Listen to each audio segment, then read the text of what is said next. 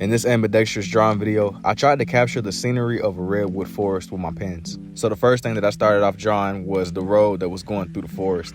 I started off drawing a small car, but the car itself isn't small. It's just the trees I'm gonna be drawing, they're gonna be really big, so it's gonna make the car look much smaller than what it is. I was a bit on the fence about trying to outline the road, but I started off just using a blue, and I just did like a mixture of cross-hatching techniques just to kind of get it down and make it look a little bit rugged, how a typical road would look. In addition to the road, I started kind of outlining where I wanted the trees to go. Similarly to the road, I started off kind of just using one color, but I did a mixture of cross-hatching right here, so just the tree itself didn't look so like flat and smooth, you know what I mean? With that said, and then it was on to the next one. But the thing about when I was drawing out these trees was I kind of made sure to keep on going over them repeatedly. I wanted to kind of add like a level of complexity and depth to the way that the trees looked. Yeah, it's still obviously red. I'm using redwood trees as my reference point, but you can look at the tree and see that there's like a lot happening. It's gonna basically be a lot happening with this design. Kind of almost how like trees in real life are. You think of bark, it's not just smooth, you know.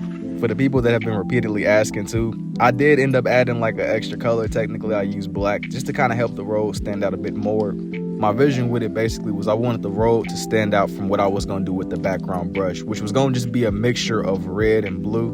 My main thing with the background brush was I kind of wanted it to simulate how a real forest would look. And I don't know if you caught that, but I kept on accidentally like switching my colors around too.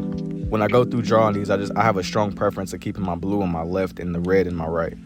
But from here on, I pretty much just built the background brush. My thing with the background brush was I kind of went through and I just kind of went crazy with it. I kind of had to use my imagination a little bit too. The picture I used wasn't that big, but that was all good. The background brush wasn't the focal point, so I wasn't necessarily as pressed about capturing every last detail with the background. It was the trees that I wanted to be the focal point. From there on, what I ended up doing was I ended up going over the trees with my black pen, and just to kind of add more emphasis on the tree design itself, just to kind of help it stand out a bit from the brush in the background.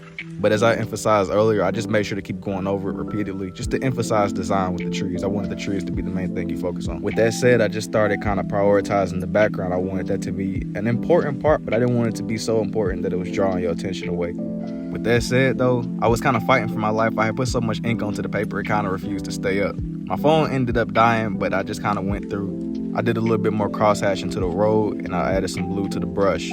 My main goal with this was to kind of imitate a forest setting while also staying a little bit abstract. I do hope y'all enjoyed, and if you're looking to see more, don't forget to like and follow, and I will see y'all in the next one. Peace.